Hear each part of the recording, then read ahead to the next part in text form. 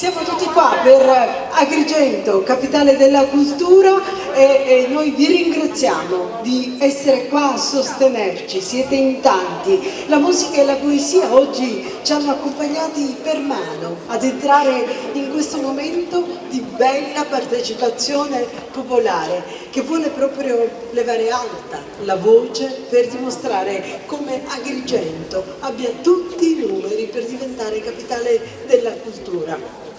Oggi da questa piazza cittadini, uomini, donne di cultura, giovani chiedono qualcosa che ritengono spetti di diritto ad una città celeberrima per le sue vestigia storico-archeologiche e culturali, e qui con noi la statua di Pirandello testimonia anche la capacità di esprimere il meglio della letteratura. Ecco perché Agrigento si è candidata, perché tutti siamo certi che con questi elementi di base possa veramente meritarlo.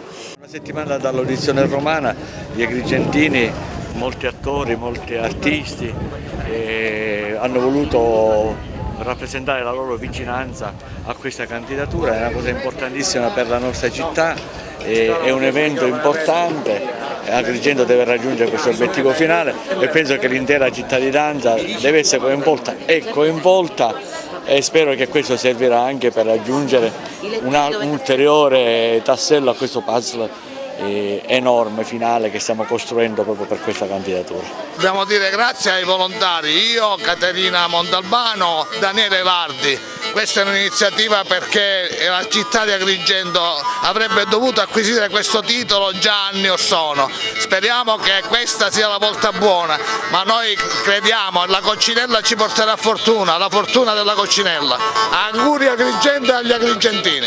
Oggi è un giorno speciale perché la nostra Agrigento deve raggiungere l'obiettivo di diventare capitale della cultura 2025, una bellissima opportunità per la nostra amata città.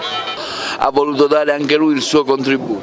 Ma è naturale, noi viviamo ad Agrigento, siamo per Agrigento, l'abbiamo sostenuta, continuiamo a sostenerla con la nostra presenza a Agrigento, pertanto il minimo che possiamo fare è quella di dare il nostro contributo ancora una volta per sostenere Agrigento capitale della cultura italiana. Mi sembra doveroso partecipare e rendere viva questa voglia di riscatto, e quindi la città di Agrigento penso meriti tanto, e gli artisti, la cultura che si respira qui è una cosa molto, molto bella.